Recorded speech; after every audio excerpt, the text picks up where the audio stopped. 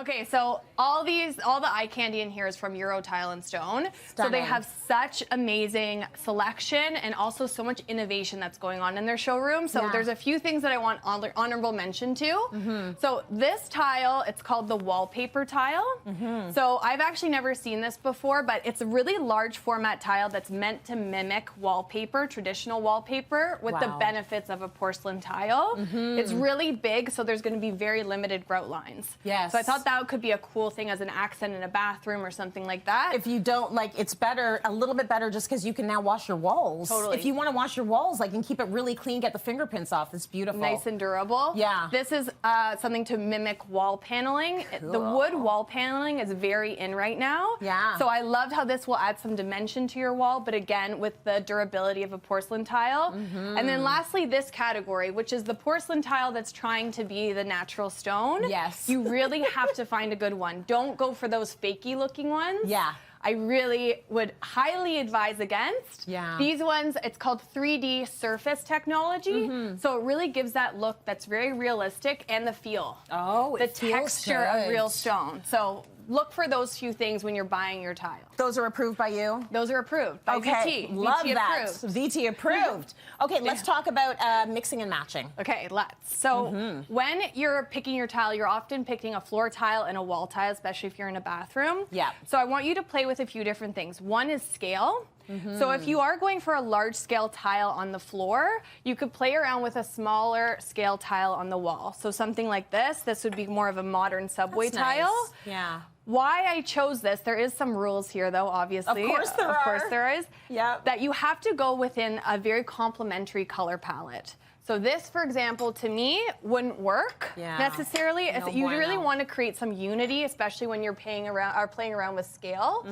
And then also, like, this here too, this was another quick combination. This could go on the walls, and then this mosaic could go on the floors. Beautiful. Again, you have some unity going on there with the colors, but playing around with scale. Very nice. And then lastly is the combination that I love on the floor here. It's the checkerboard pattern. So I mixed some marble and then the more modern cement tile. I like the tension that creates, but again, within that same color palette. That is such a gorgeous way to do it, and such huge tiles. Like, it's almost the bigger the better, less grout, right? Yep. Less of those distractions happening. Let's talk about subway tile. Subway tile, I don't know. It's had a moment for what? Like, a decade and a half? It's a long moment. It's a long moment of and subway tile. I think it's kind of on its way out. You feel so? I know it's a classic. Are you pushing it out? I'm kind of pushing it a little bit, like a little bit of a nudge, because there's a way to do it in a modern way. Okay. So one thing to do, if you are going to go with a basic, obviously it's a cost saver, but go for something that's a bit more modern. So this is a bit more modern in size because it's skinnier and it's also taller. This is a 2x8 versus the traditional 3x6. Right. And then also color. Yes. All these come in such amazing saturated colors, which I know is shocking for me to be pushing. But well, I came here and I was like, so I know Victoria, this is her table, but who brought these? Who is this girl? Because Victoria doesn't do this.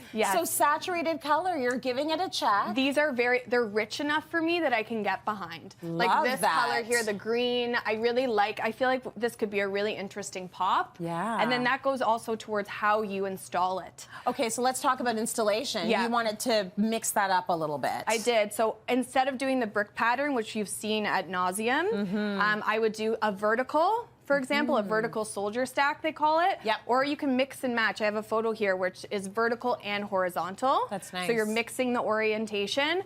You could do something like a stripe, which is alternating the white and then the green. This is a picture of that there too. Nice. Just super elevated. And then color blocking. You could do 3/4 of the top wall in white and then the bottom in this nice rich green. That's stunning. Just so that's how you would use the color. Okay, good.